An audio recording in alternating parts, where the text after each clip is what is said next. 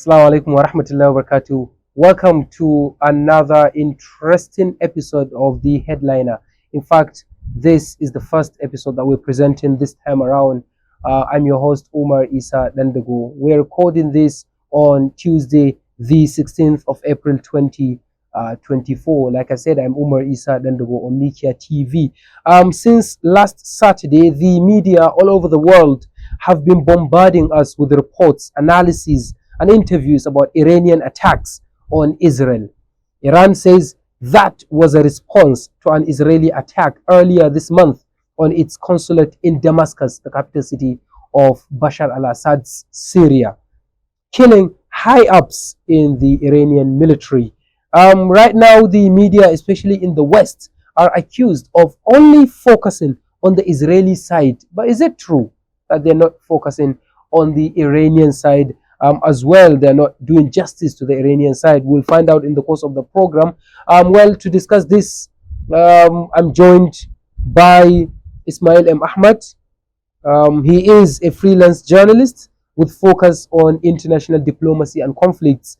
Well, thank you very much indeed, sir, for coming on the show. Thank you very much, Umar. Well, definitely, we're going to discuss a lot, and we're going to look mostly at the relationship, or not just a relationship between Israel and Iran that has got very much much sour than it was before. We know it hasn't been friendly; it has been very, very bad.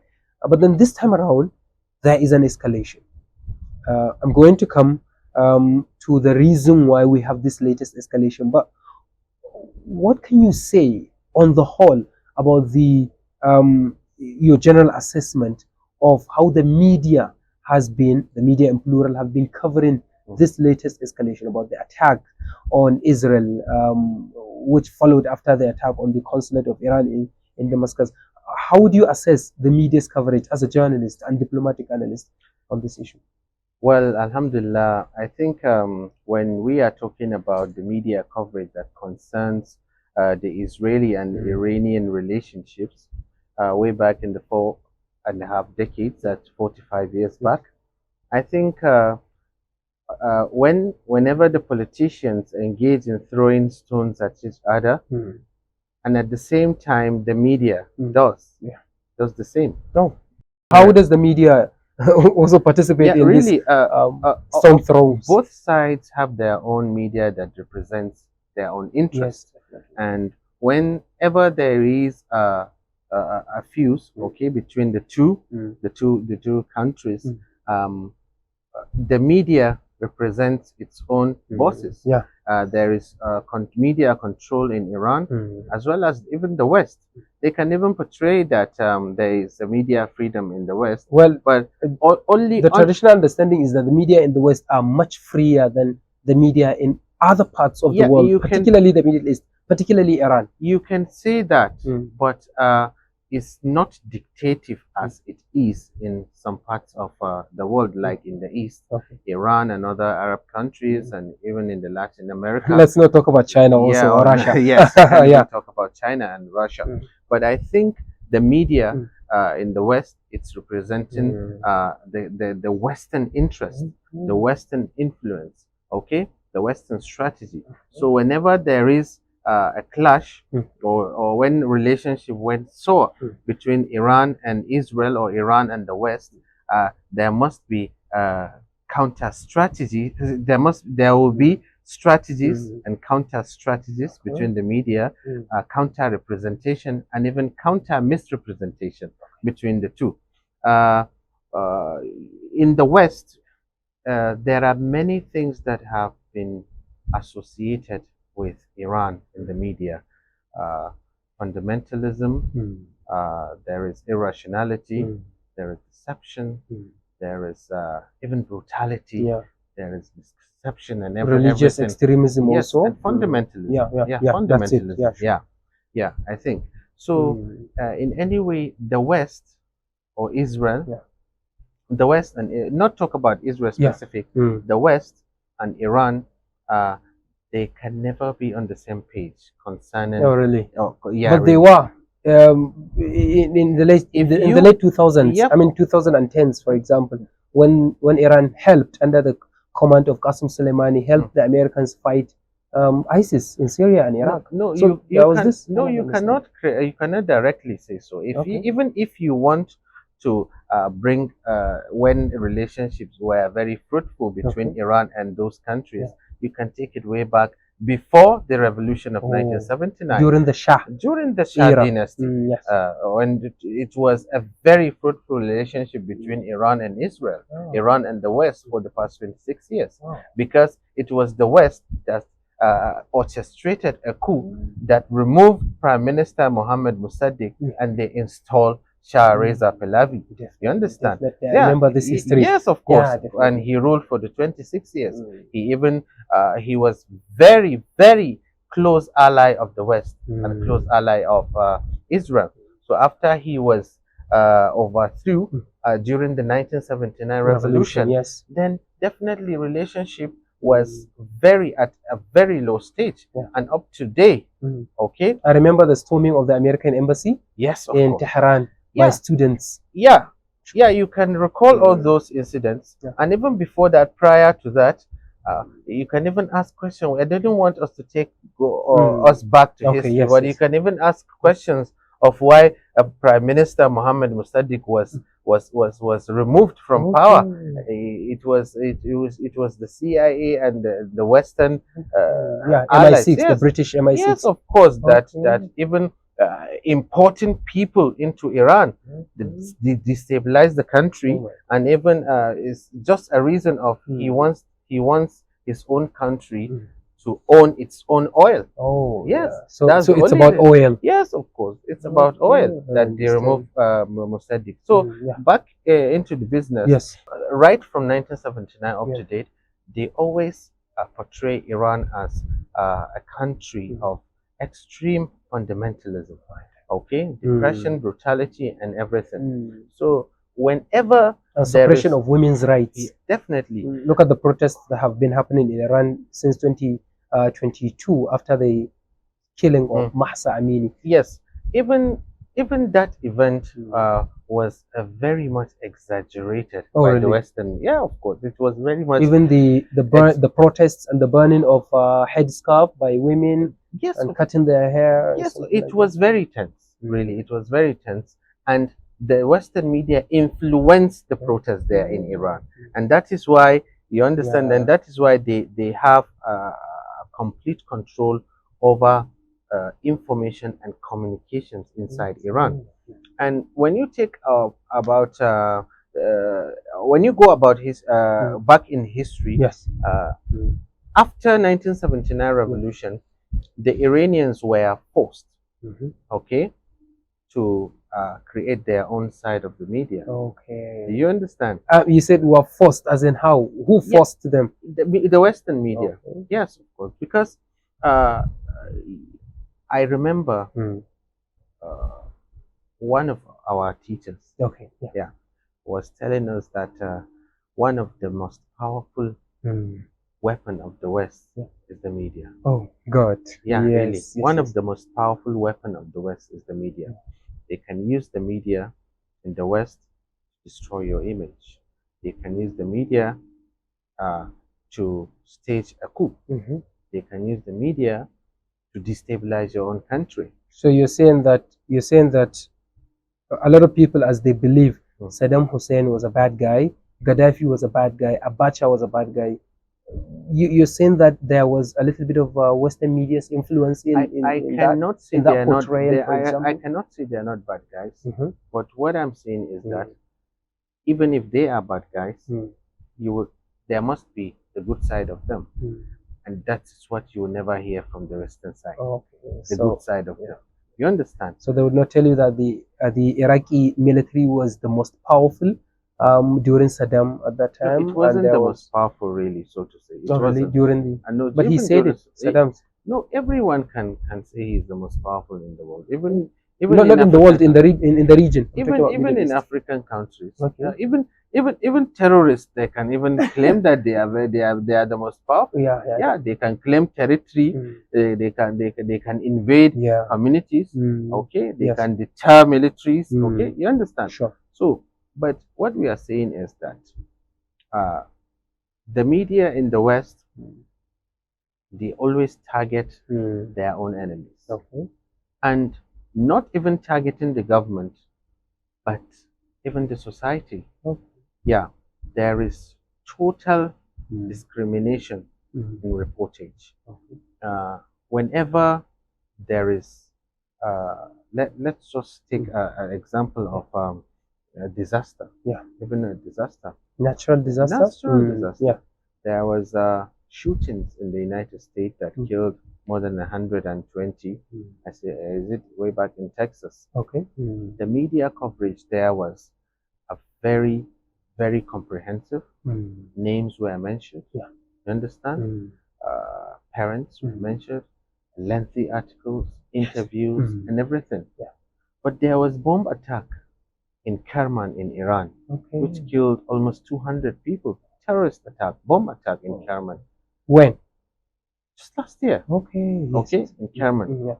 Yeah, that killed. I think it's in January. Okay.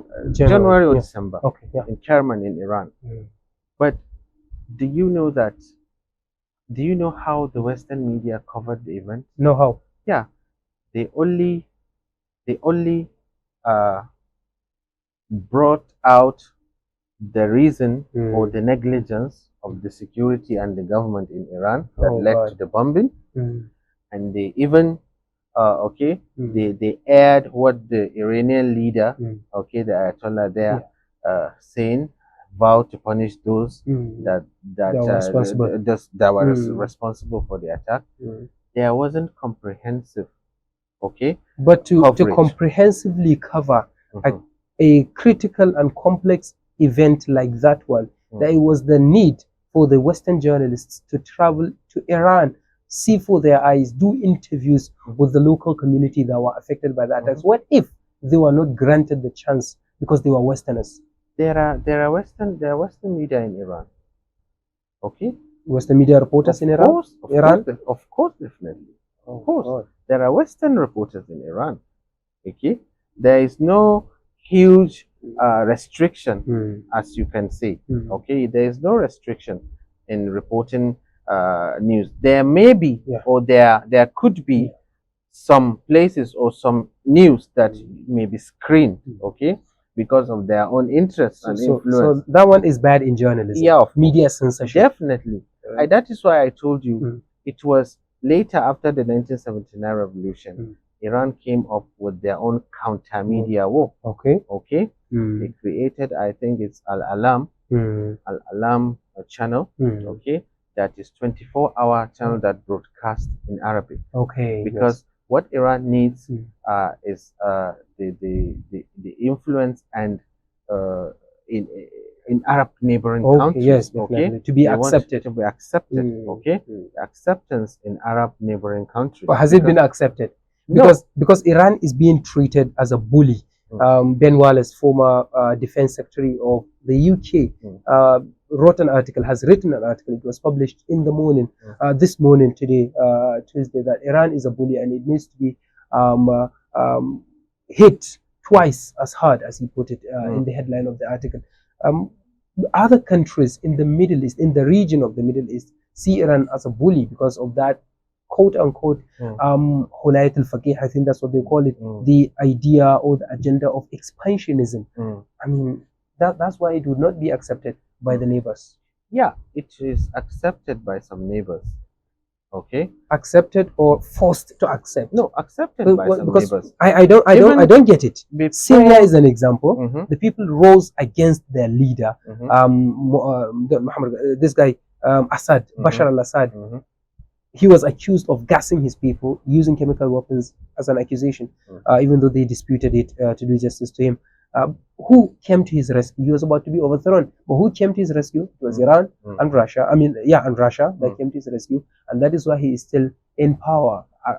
Assad, so I don't want to go deep into Syrian issue, but Assad couldn't be there with the help of Russia and Iran. That's it. Alone? Yeah. Even he couldn't be there, okay, without the help of Russia and Iran. This is very open. Yes, it is. But I think even some parts of Syria, they supported him, okay? And in the north, they didn't support him. Yeah. It's just like in Iraq. Okay. for the past years that Mm. Saddam Hussein ruled, the southern Iraq are not with him. Okay. The southern side of Iraq, because they are mostly Shiites. So, okay, yes, Southern yes. Iraq, they are Yeah, mostly definitely, Shiites. yeah. Yeah, he punished them, he He killed them, suppressed them. suppressed them and everything. And those are the people that welcomed the US Yes. US invasion of Iraq in 2003. Okay, Sure, sure. and the US went and gave Iran the highest price by removing Saddam and executing him. You understand? And what happened next? It was a Shiite government that was Controlled by Iran. Controlled by Iran. Yes. Okay. And after that, Iran saw an opportunity to remove US forces out of Iraq. Yes. So they created their own proxy. I can't call them proxy, but their own Militia group. Militia Yeah, groups that definitely. supported the Shiite militia group that supported Iran. They armed them, they trained them in Iraq. Okay. They armed them, they trained them in Iraq. And what led to that? The total pull out of the US forces until after ISIS came back and took mostly half of the country. Then now American troops came back with a number of 2,500. Yes. So there is, you cannot have influence without having people on ground. Yes. You understand? Take what we mean by the axis, what they mean by the axis of resistance by the Iran, by Iran, the Iranian militias there. First of all, Iran is the head of the axis of resistance. You understand? When you go to the next neighbor, it's Iraq. Yeah. Iraq, there are militia groups, Shiite militia groups, pro-Iranian groups, okay, that are solely controlling the southern Iraq and are even supporting the government there in Iraq. Okay. When you go to Syria, the same story there. They even protected Bashar al-Assad. There are Hezbollah groups in Lebanon. Come down to Yemen. There are Houthis. There are Houthis there. Okay. So strongly. So if that is the case, then you should agree with me, even though I know you would not, that Iran is not accepted in the region, but rather it forces people to accept it by forming those militia groups. They have supporters. That is what I mean. They have supporters. You cannot force support. Okay? You must have supporters. You must have influence. There are good and bad sides of every country and every government.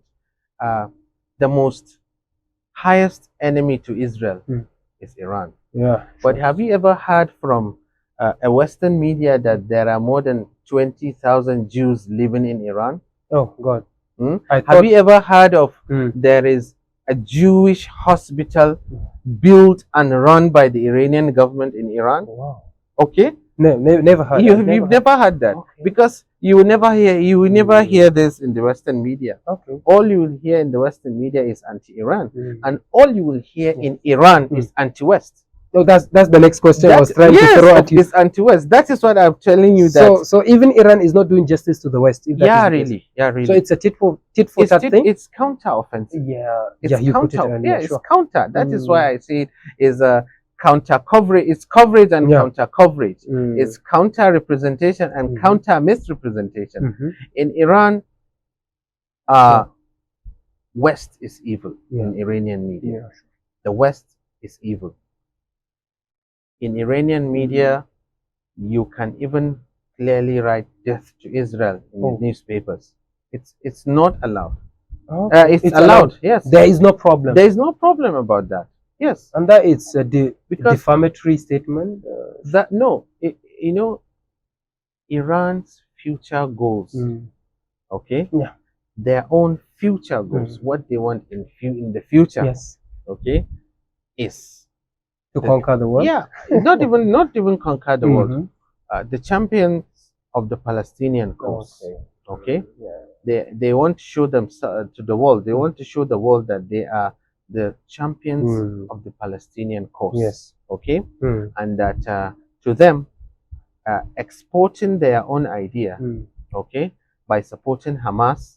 Okay, and all militants, all groups in the region. Palestine, in the region, it's showing that Iran is the only country that supports Palestine, and that like in Israel, that Iran is not accepted as a country. Okay, they're not. It's an arch enemy. Okay, a long-time enemy. Yes. Likewise, a sworn enemy, as they say. A sworn enemy. Likewise in Iran. Israel is a sworn enemy also. Yeah, You sure. understand? So using the media by both sides, Yeah. okay, is something like a war that represents the interests of both countries for the past 45 years. I want you to talk about, briefly, we have 5 minutes to go. I want you to talk about the Iranian representation on the Arab media, for example. I know Middle East is one of the has one of the very vibrant media landscape in Asia and in the world, for example. How do you see the level of coverage of not only this latest escalation, but the whole Iranian issue on the Arab media, for example? First of all, the Arab doesn't have a powerful media. But we have Al Jazeera in Doha. There is Al And Jazeera there's in Al Doha. Arabiya. There is Al Arabiya, of course. They are in the But UAE or Saudi. Yeah. yes, of course, but they don't have the very powerful media that can reshape the thinking of the people there. Oh, yeah. Mostly, you know, Iran is seen as a country that always challenges the status quo of the Arabian governments there. Okay. Yes, yes. That's what they portray Iran in the Arab media. And number two, Iran always wants, okay, on their own side, wants the Arab to understand that they are the champions of the Palestinian cause, and they are the state sponsored of the only Arab military group, that's the Hezbollah, that unseated Israel from invading an Arabian soil, that's Lebanon. Lebanon. You understand? Yeah, I remember the Israeli Lebanon issue. Israel-Lebanon issue. That's what Iran wants the Arabians to see at it. And whenever there are tension between Iran, okay, and on the other side, a big Arab country like Saudi Arabia, then the narratives in the media will change. Okay, as in how? Yes. Iran will be seen as an enemy. Okay, still. Well, yes, of course, will be seen as an enemy. What they are portraying in all these Al Arabian and Al Jazeera during the bombings by Saudi Arabia and Houthis is that they are bombing terrorists. Okay, while in Iran they are supporting groups that will liberate Yemen. Yes, okay, that liberate Yemen from hunger and everything, poverty and everything. So it's confusing. It's confusing because there is unstable, permanent relationship between Arabs and Iran. Take a look at the Arabians there in the Middle East and the Gulf. There are some that have diplomatic relations with Iran. There are some that don't have diplomatic relations with Iran, and it depends on the media. Now, when there are when relationship went very low between Saudi Arabia and Qatar, Al Jazeera stopped. Yes. Okay. Al Jazeera. I remember 2016, when Qatar was blockaded by the Arab, by the Gulf nations, including as far as Egypt. Yes, of course. Okay. Yes. For allegedly sponsoring terrorists. Yes. That's what they and they were advocating for Al Jazeera to be banned. To be banned. Yeah, sure. Okay. So what happened then? Yes. You wouldn't even view content that go against Iran at that time. You understand? Because even the king, Qatari emir, paid a visit to Iran. Yeah, because it was only Turkey and Iran that continued supplying food to Qatar. And even relations. Oh, I remember. Okay. I remember. So it depends. Muhammad Kadam, your friend, was telling me that Al Jazeera could not be viewed in the Emirati. Yes. In Dubai, in the United Arab Emirates. Exactly. That's what happened. So it depends on the narratives or on the relationship at the time between the Arabs and Iran. That's what the media will always give and will always dissonate. But briefly, before we go, how does it affect our media here in Nigeria, in Africa, particularly in Nigeria? I don't know. How do you assess the way our media organizations, the radio stations, the newspapers, the TV stations, how do you assess their level of coverage of the whole issue? Do they understand the big picture, or like they are just maybe echoing one agenda or the other? Even if you are saying they are echoing one agenda or another, you have even taken it too far. Okay. Yes, of course, because we don't really much here in Nigeria or in Africa. Let's take in Nigeria, we don't have much interest in global politics. We only invest in this local politics. And investing in local politics to the level that there is even a media business, always disseminating information that will earn you money. You understand? And that's well away from the ethics, okay, and the reason of establishing a media station or TV, radio, and everything. This Israeli Iranian, we only the stations here, they don't have independent verifiable sources.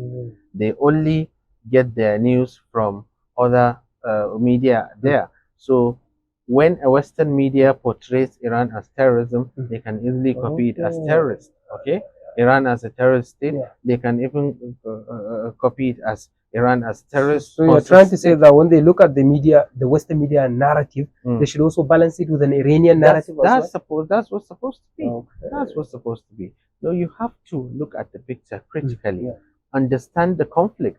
Then you can come up with your own view. You can come up with your own independent information. You can come up with your own independent news. Okay, that has nothing like bias. That has a balanced reporting and everything. So we have a long way to go here in the country. Finally, are you pro-Iran? I'm not. I'm a journalist, so I have to be at the center. Okay, so there would be some instances when you criticize There Iran. has been. Okay, and the West. Definitely. All right. Thank you very much indeed. Thank you, Isma'il M Ahmad. Thank you very much. It's been an honor talking to you about this issue. And since it's a developing issue, definitely we will have you back again, inshallah, very soon to continue analyzing the further issues. As we're speaking right now, the West has been speaking to Benjamin Netanyahu, about exercising restraint, not to retaliate against Israel. And then Joe Biden was saying that, hey, Netanyahu, take the win. And we heard it yesterday morning.